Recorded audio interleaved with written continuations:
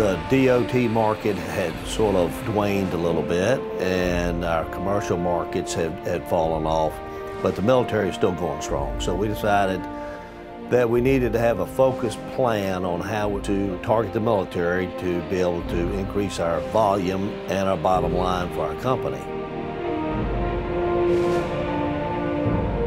It's interesting to note that the military sector has always been there, but never been a high priority. What we're looking for is to develop a team. 99% of all projects that are bid by the military in this day and age is usually set aside for small businesses. We didn't feel we had anyone on staff that was capable of dealing with the military on their terms. And that's when it brought us to Parker. He enlisted into the Marine Corps and actually had a tour of Iraq prior to his graduation. Actually was processed out after he got injured. We talked to him shortly after that. Again, the military initiative is a long-term initiative. What attracted me to Reeves, certainly it was the professionalism as I got to know the leadership of the organization, their commitment to the same priorities that I had as a commander. That was safety, first and foremost. And the general, by his participation with Reeves, allows us to open doors and meet potential contractors, potential customers, and owners prior to the bids coming out. Parker came in, he learned who we were, and he taught us who the military was. That he would be able to, first off, have access to the bases. So that's very important for us to develop that. Our vehicle for doing that was to partner with a company that currently had what's called a MAC contract, a multiple award contract with the Navy. What we're looking for in a small business, hub zone, 8A, service disabled vet. When a small business like myself teams with a large company like Reeves that's got the technical expertise, that has the equipment, and we present that to the government gets that warm and fuzzy feeling from them. On the asphalt side, it's pretty complicated. It's got an FAA specification on it, P401.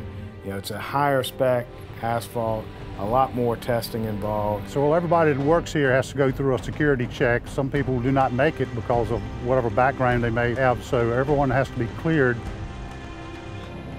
One of the major things that is of a big concern to the Navy is foreign object damaging debris. So every time that we go across the active part of the runway or taxiway, we have to sweep behind each truck. It's absolutely critical to have good surfaces. There was no question that many accidents have resulted because of that.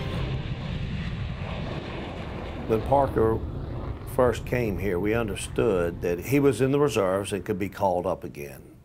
What it was going to mean for us and what it was going to mean for him. We felt it was our obligation as a family member to be able to take care of him and his family while he was gone. Huge sacrifice on his part. Of course, we wanted to support his family in this endeavor and to support our country. Being involved in military projects on all the military bases in our area does give us a tremendous amount of pride. And that we're able to contribute to the success of the military by delivering a good job. We wanted to give back to the military community because, one, we have so many participants that either have been in the National Guard or the Reserves or now are in it. General Severinsen brought back the idea about the potential partnership with the Aviation Museum. We brought in expertise to maintenance of the pavement, both asphalt and concrete, and we have the ability to do the work. You know, what we're doing out here is giving them, you know, a safe and new airstrip for them to land on. So there's a lot of pride that goes along with that, for sure. Improving their infrastructure, it gives a level of satisfaction that we can be a part, even a small part, to assist them, considering the great sacrifices they make.